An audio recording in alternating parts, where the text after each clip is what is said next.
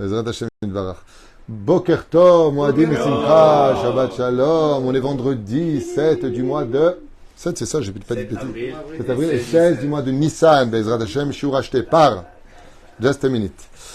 Par Anna Harari, Bezrat Hashem, pour l'élévation de l'âme de Elem. Bedra, Bat Lizet, Zichrona Livracha. Roh Hashem Tenachena Began Eden Elion. Ou l'élève Alpha Avdalim, une grande réfoua Shlemachlama Imira pour Sarah Batrana. Et aussi, pour remercier Akadosh Baruch Hu de sa bonté infinie, de lui avoir accordé son mari et ses 3 enfants, que Dieu les garde, les protège.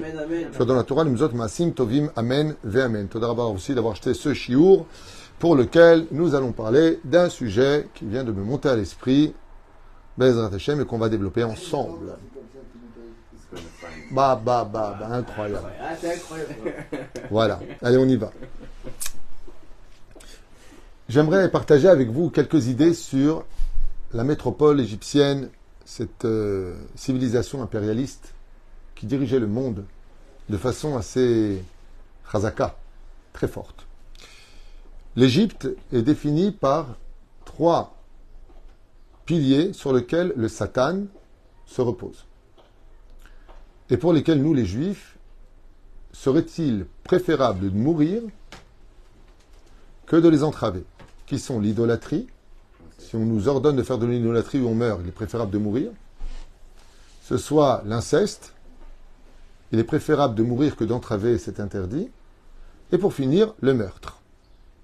L'Égypte était composée de ces 3 piliers qui servaient ce qu'on appelle Lilith, la reine des démons, dans cette idéologie incroyable de l'hypocrisie du mouton. Ça veut dire que tout était basé selon un critère de l'Égypte pacifique, un petit peu, je trouve, si je peux me permettre, l'élève Alpha Avdalim, l'hypocrisie de la gauche. En Israël, la démocratie, c'est la gauche. C'est bizarre comment ils essaient d'inclure une nouvelle idéologie philosophique et politique.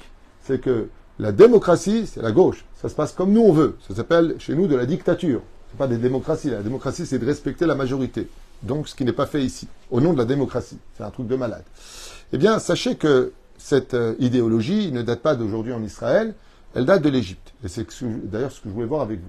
C'est-à-dire que quand on pose la question quel était le dieu égyptien le plus respecté de l'Égypte, vers les nations du monde, vis-à-vis des nations du monde, c'était le mouton.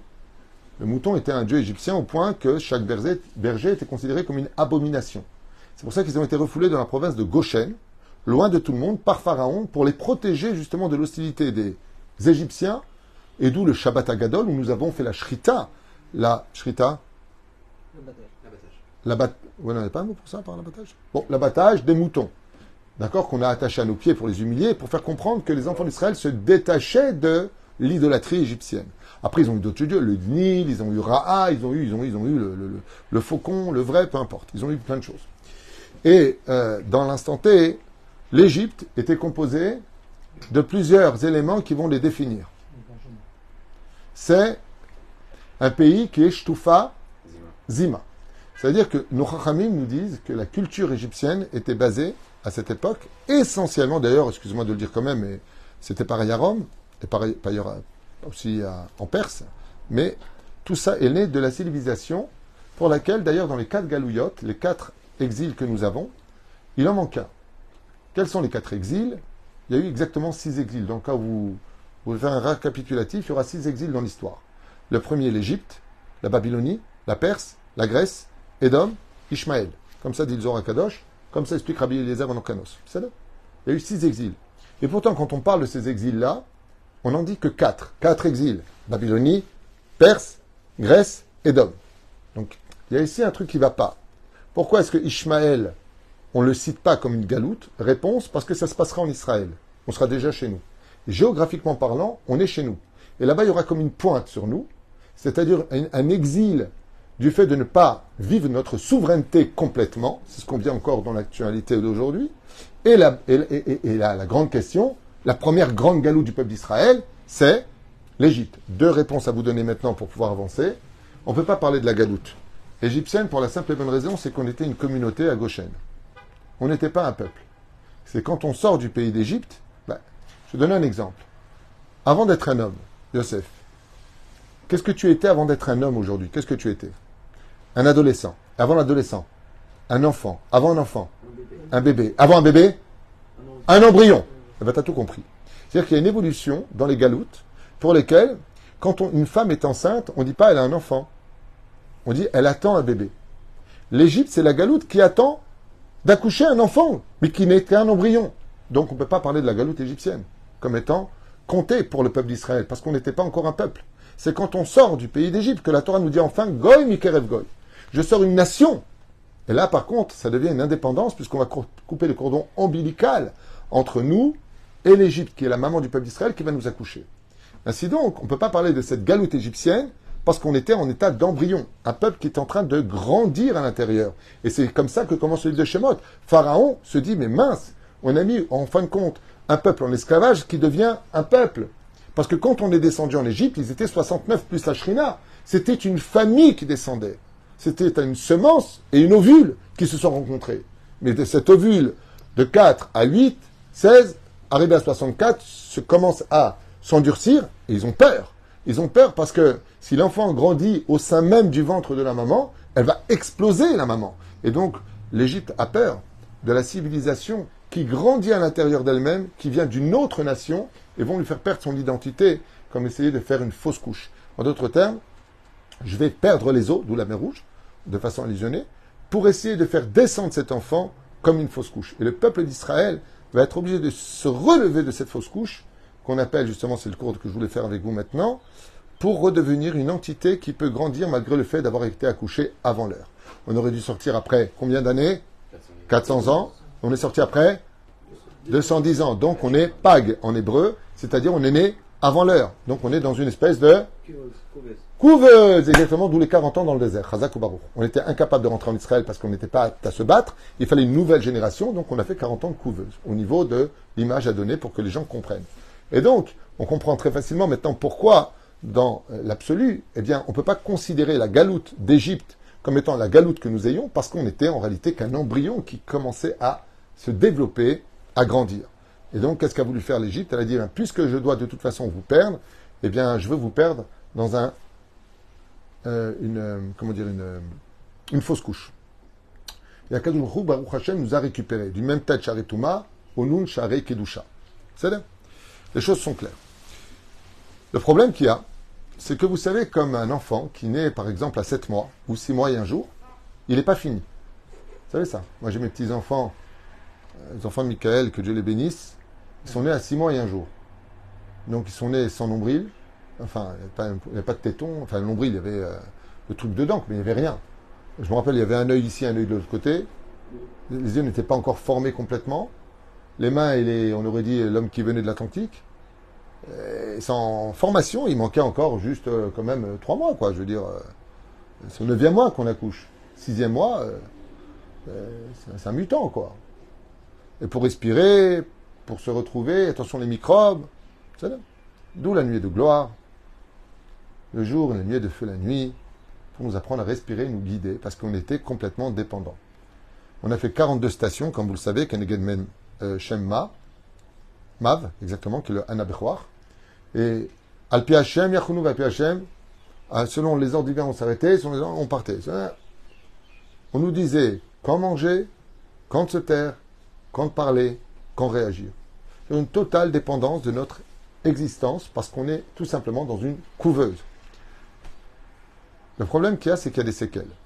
Vous verrez toujours, par exemple, quand on a des jumeaux, on ne peut pas les accoucher à 9 mois tous les deux. C'est compliqué. Ils naissent en général 7 mois, 8 mois. Mais ils ne peuvent pas sortir totalement. Donc, il peut y avoir des anomalies au niveau du système respiratoire, au niveau des poumons. Après, tout s'arrange avec le temps, si Dieu veut. Mais on voit que quand un enfant est né avant l'heure, il y a un petit truc qui réapparaît plus tard. Parce qu'il n'a pas eu le temps d'être fini là où il devait être fini. Et c'est ce que dit Pharaon. En voulant sortir le peuple d'Israël avant l'heure, vous allez faire un enfant qui va être pag. Ça veut dire qu'il va être, qui va avoir des problèmes. Vous prenez des risques. Et Pharaon, c'est ce qu'il dit. Est-ce qu'il a eu tort ou raison? C'est ce qu'on va voir aujourd'hui. Le proverbe le plus connu de la sortie d'Égypte, proverbe le plus connu, c'est qu'il est beaucoup plus facile de sortir un juif de la galoute que de sortir la galoute du juif. Et c'est pour cela que, quand on a commencé à parler de ce chiour, nous avons vu ensemble des choses incroyables. Mon cher Rabbeinu en Égypte dit « Ata yadati » maintenant je sais pourquoi vous souffrez. Vous êtes des délateurs. Vous faites du lachon hara toute la journée. Parce que la civilisation égyptienne, c'était de se vendre les uns les autres pour de l'argent. Comme aux États-Unis par exemple, ou encore plus, prenons une culture que vous connaissez bien, les Suisses. En Suisse, c'est une culture d'appeler la police, les impôts, et de dénoncer l'autre. C'est ce qu'on m'a dit quand j'étais à Genève. Ici, on dénonce, c'est culturel. Vous savez ? Aux États-Unis, je vous donne un autre exemple, que vous sachiez au niveau culturel.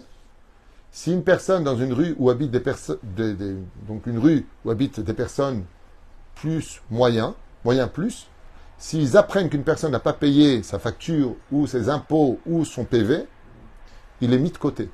Tu salis notre rue. Alors que chez nous, dans la Torah, c'est t'as pas pu payer, pourquoi ? Viens, on t'aide. Surtout que tu as les moyens à côté. Ce qui fait qu'on va rentrer une dimension du pays dans ce que nous sommes. Par exemple, une phrase qui paraît tout à fait anodine et inoffensive. Je suis français. Réponse, c'est pour cela que Moshe n'est pas rentré en Israël. Il a été puni. Quand les filles de Yitro disent Ish mitzri asher itzilanu midei haroim, voici cet homme égyptien qui nous a sauvés des mains des bergers, Moshe se tait. Pourquoi il se tait ? Parce qu'il est tombé dans le piège. Il est tombé dans le piège de croire qu'il était égyptien, alors que pas du tout. Vous descendrez en Égypte, Redou Mitzraïma, descendez en Égypte parce que je vous ferai remonter. Donc comment on dit les choses quand on a fait sortir la galoute du juif ? Je suis un juif de France. Avalani Yehudi. Regardez la guerre en Israël. Est-ce que vous connaissez un petit peu la politique en Israël ? Vous savez sur quoi est basé le combat de la gauche et de la droite ? Des religieux et des non-religieux ?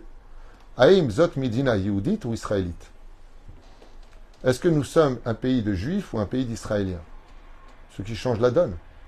Parce qu'on peut être un arabe israélien, on peut être un chrétien israélien. Israël veut dire nationalité de l'endroit où tu vis. Quand tu prends une Teudat Zéout, ça veut dire que ça vient te donner, est-ce que vous avez votre passeport mexicain ? Ça veut dire que tu as une maison au Mexique et que tu es accepté dans la nationalité mexicaine. Mais ça ne fait pas de toi un Mexicain d'origine. Ou alors un Mexicain de la religion principale du Mexique, qui est la chrétienté. De la même façon, ce que veut Lieberman, au nom de la droite qui est dans la gauche, très comique, c'est que Israël ne doit pas être le pays des Juifs. Ça doit être le pays des Israéliens. Et donc, qui veut monter ici, vient ici. Faire en d'autres termes de la France, Israël de la France, Israël des États-Unis. Donc, plus l'idéologie même de Herzl, qui était de créer un foyer juif pour les Juifs. Parce que après l'histoire de Dreyfus, c'est ce qui s'est passé avec le capitaine et ainsi de suite, Émile Zola, eh bien, on s'est rendu compte que les Juifs, partout où ils étaient, ils devaient se créer en fin de compte leur propre univers. Et donc, Dieu nous a ramenés sur notre terre, Baruch Hashem, pour recréer notre identité et notre indépendance. Après ce que nous, on en a fait, on en fera un cours pour l'occasion. Aval, quoi qu'il advienne, si on regarde un petit peu les cultures, telles que le Midrashim nous l'explique pendant la Gada de Pessah, qui était Pharaon ? Avadim, Ha'in ou les Pharaons, Be Mitzraïm. On sait très bien que Pharaon, il n'était pas en Suède, excuse-moi, mais on sait très bien que Pharaon n'était pas non plus en France. Chaque définition existe pour son pays. Par exemple, si je vous dis roi d'Angleterre, vous me dites king. Ok ? Si je vous dis roi de Perse, Artashasta, c'est le nom qu'on donne pour les rois de Perse. Si je vous dis roi d'Égypte, Pharaon. Pharaon, c'est pas son prénom, il s'appelait Ramsès II. Le nom roi se dit Pharaon. Donc pourquoi tu es en train de me dire Aïn ou les Pharaons, Be Mitzrayim, dans l'Égypte ? Parce que Pharaon a réussi à mettre l'Égypte dans le sang des Hébreux. C'est pour ça que 80% étaient déjà égyptiens. Donc quand on est venu s'adresser aux Juifs qui étaient assimilés 80% égyptiens, faut sortir, vous avez un pays, ils ont dit bon, on est chez nous. Ils ne se reconnaissaient plus à l'identité d'Israël. Parce que ça a pénétré leur sang. Nous sommes égyptiens. Et cette dimension-là, et c'est pour ça qu'on fait encore Pessah, pour ceux qui ne l'ont pas encore compris, c'est parce que nous avons drainé avec nous, pendant toutes ces galouillottes, cette origine qui est à l'origine de la deuxième explication pourquoi l'Égypte n'est-elle pas citée dans les galouillottes, c'est parce que l'Égypte est l'origine et la base de la Babylonie, de la Perse, de la Grèce et de Édom. Chazal nous dit qu'en Égypte vivaient toutes les civilisations de tous les temps. Toutes les débauches y étaient. Celle du déluge, celle de la tour de Babel, celle de Sodome et Gomorre, celle de tout ce qu'on peut trouver, vivait dans la métropole égyptienne. Et donc, ce qui s'est passé, c'est qu'on a vécu ce qu'on appelle en tunisien le système de la rasbana. C'est quoi la rasbana? Si tu prends des boyaux, d'accord? Tu prends une espèce d'entonnoir, tu prends la viande hachée et tu fais rentrer dans les veines. Tu vas faire rentrer dans les veines du sang égyptien. C'est pour cela que la Torah ne se cache pas de nous dire qui furent les pires ennemis de Moshe Rabbeinu. Qui a vendu Moshe? Allez, question pour un champion. Qui? Datan et Aviran. De quelle tribu? Réhouven. Bonne réponse. Razak ou Baruch. C'est pas les Égyptiens. C'est pas les Égyptiens qui ont vendu Moshe. Ce sont des Hébreux, des Juifs égyptiens, qui vont constamment chauffer le peuple à retourner en Égypte. Nous avons Korah Vecholadato, Korah de la tribu de Lévi, cousin de Moshe. Et 250 princes, donc des 12 tribus, qui sont présents. Vous vous rendez compte de quoi on parle? Toi, tu vas, ah bon, c'est Réhouven, il voulait se venger, je sais pas quoi. Tout le monde. Moshe, t'es un imposteur. Qui a dit cette phrase avant Korah et les 250? Pharaon. Pharaon a pénétré le sang de Korah et des 250 représentants de la Torah qui étaient au service divin. Ce qui fait qu'ils vont rentrer avec eux, et c'est pour ça que Pharaon le laisse partir. Il dit de toute façon, même si vous partez, le virus a déjà été lancé. Vous êtes tous atteints du virus, pas le Covid, le Pharaon. Il y a du Pharaon en chacun de vous. Ce qui fait que quand on se met à la table du Seder de Pessah, c'est le jour de la commémoration du retour d'Israël dans sa Teshuvah sur son identité, sur lequel, grâce au fait qu'il n'y a pas de levain qui était le pain principal de Pharaon, nous allons extirper de nous le côté Pharaon que nous avons en nous. L'envie de toujours parler du mal des uns et des autres, de nous faire mettre au boulot dodo, de ne pas sortir du contexte intérieur dans lequel nous sommes capables de vivre en Israël comme des pharaons. C'est-à-dire avec l'orgueil nécessaire. Mi Hashem Shishma Bekolo. On n'a pas besoin de la Torah, on n'a pas besoin de faire Shabbat, on va mettre Shabbos. On va créer des systèmes sur lesquels, eh bien, si Pharaon était là, il serait très content du pays dans lequel nous nous sommes mis en fin de compte. C'est pour ça que Pharaon nous poursuit jusqu'à aujourd'hui. Jusqu'à aujourd'hui, dans nos prières, nous avons l'Égypte. Et jusqu'à aujourd'hui, je suis l'Éternel ton Dieu qui t'a fait sortir du pays d'Égypte. Pourquoi tu es en train de me dire que tu as fait sortir du pays d'Égypte? À un moment, on va le comprendre. Mais le message de Dieu, c'est un clin d'œil. Je t'ai fait sortir géographiquement du pays d'Égypte, et j'ai besoin que maintenant, toi, tu fasses l'effort de sortir l'Égypte de toi-même. Sinon, on ne peut pas y arriver. Parce que si tu es occupé par l'Égypte, il n'y a pas de place pour moi. D'où la phrase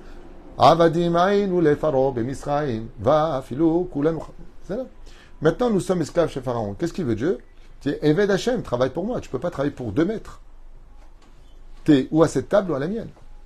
Mais la reine, c'est pour cela que nous allons essayer, Bezrat Hashem, pendant ce laps de temps de Pessah, de sortir de notre Égypte. Et pour cela, il va falloir retourner dans l'origine pour laquelle le monde a été créé. La Gemara nous dit dans Masechet Sanhedrin, pour qui le monde a été créé? Réponse, pour plusieurs personnes, dont 3 principaux, Avraham, Yitzhak et Yaakov. Avraham, Yitzhak et Yaakov. Velama. Avraham, Yitzhak et Yaakov sont les 3 fondements de l'anti-Égypte.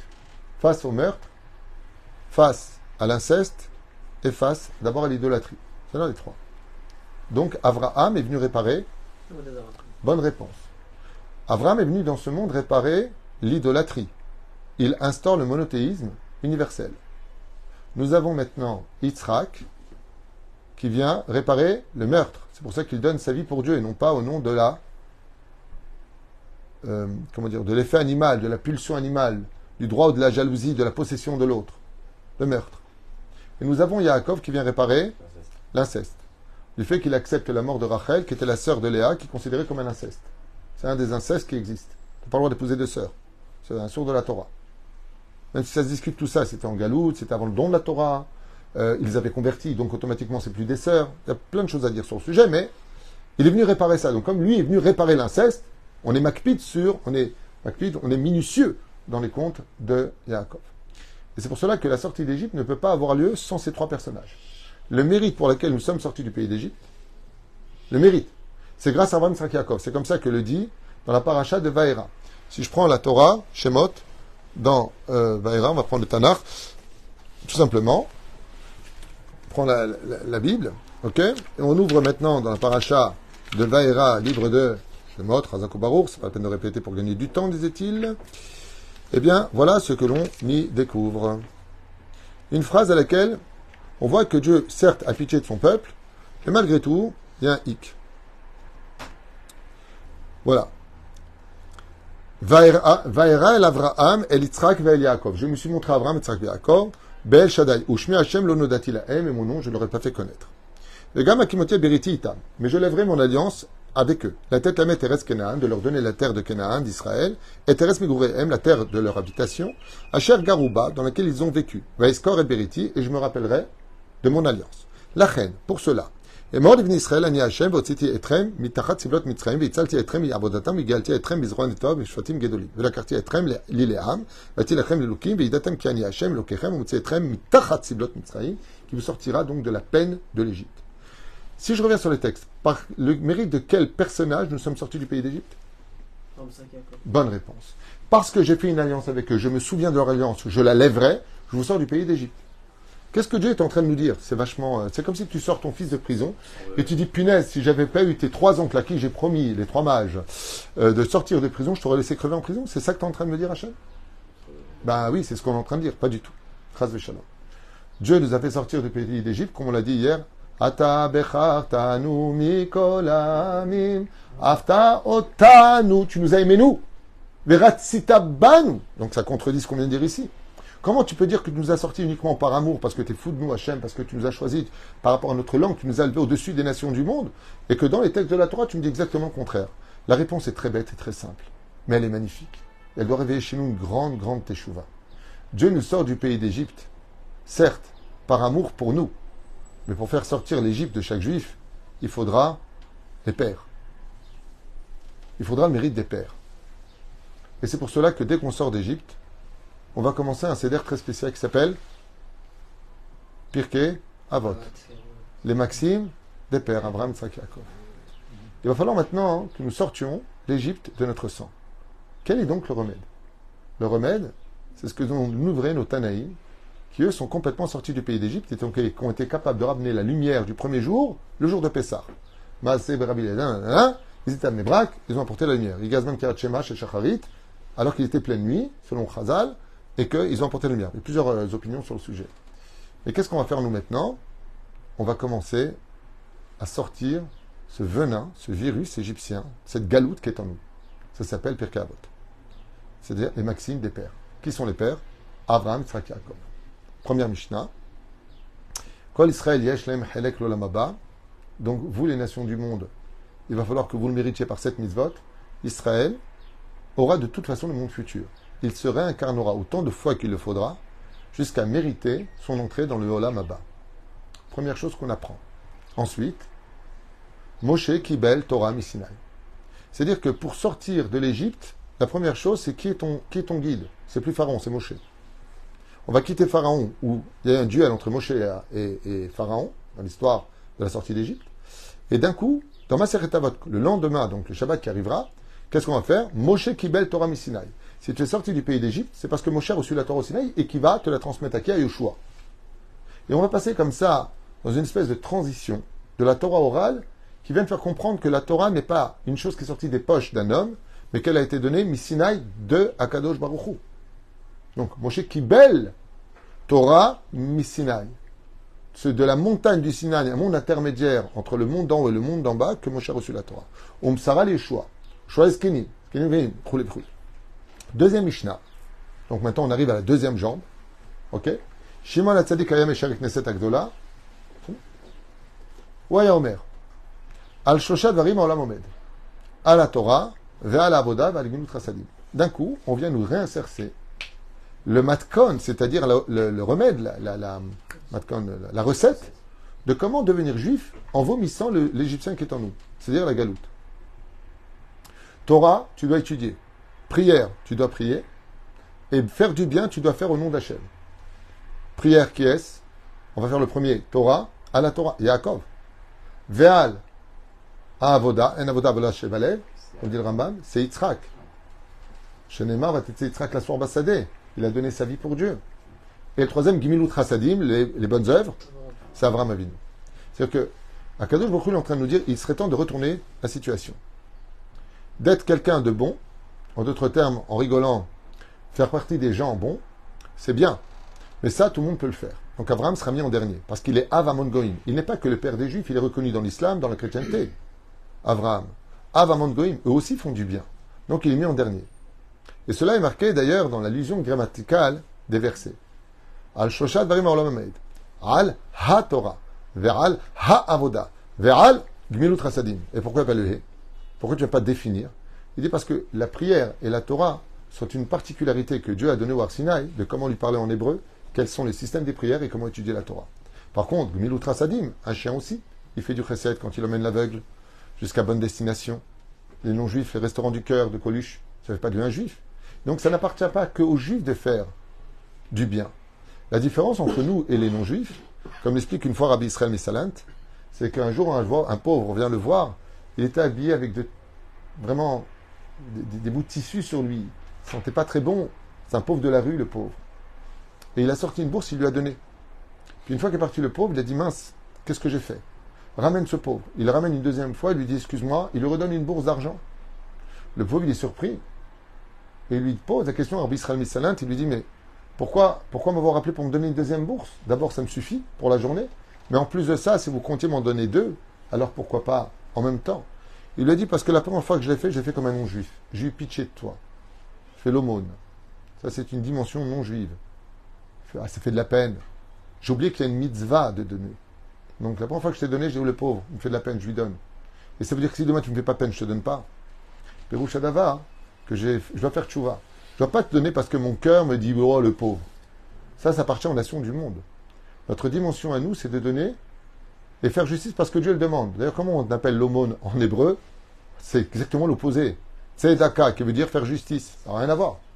Il n'y a pas de rapport entre l'aumône et la justice. Et pourquoi Dieu l'appelle Tzedaka? Parce qu'il te demande, quand tu donnes à l'autre, donne pas comme un Égyptien qui va repitcher toi. Bon, allez, n'en mure pas le bébé, il me fait de la peine celui-là. On en a genre, tu es 3 de ta famille, on te laisse le dernier, tu me fais de la peine. Allez, t'as de beaux yeux. Non. On ne fait pas les choses comme ça. Parce qu'on a de la peine ou on n'a pas de la peine. On fait les choses parce que Dieu nous le demande. Qu'on les comprenne, qu'on ne les comprenne pas. Et ça, par contre, c'était anti-égyptien. Regardez bien toute l'histoire du débat entre Pharaon et Moshe Rabbeinu au nom d'Hachem, qui vient au nom de Dieu. C'est que Pharaon se base sur la logique de tout ce qui se passe en Égypte. Mais il est heureux, personne ne se plaint. Ils ne t'ont pas demandé de venir les libérer. La preuve en est, ils ne voudront pas venir. Et qui a raison? Kimad Biskilouni. Moshe vient les libérer et il vient leur lancer des pierres. Qui? Pas les Égyptiens, les Hébreux. Mais où tu vas les hommes dans le désert? Ils vont tous mourir. Est-ce qu'il a eu tort? Non, il a eu raison. C'est-à-dire qu'il y a une logique qui est humaine chez Pharaon, et cette logique va devenir par la suite cartésienne, et ce côté cartésien va devenir scientifique, il va devenir logique, et donc quand on te met de mettre de filer une boîte noire, ou de secouer les loulabs, ou de rentrer dans une cabane, ouais, tu me saoules. Ah, il n'y a que la Torah dans la vie? Il n'y a que Pharaon qui pouvait dire cette phrase-là. Un hébreu, il sait très bien qui aime, chayenu verechemenu. Je comprends pas. Dans la vie, vous pouvez vivre qu'en respirant, vous ne pouvez pas arrêter de respirer?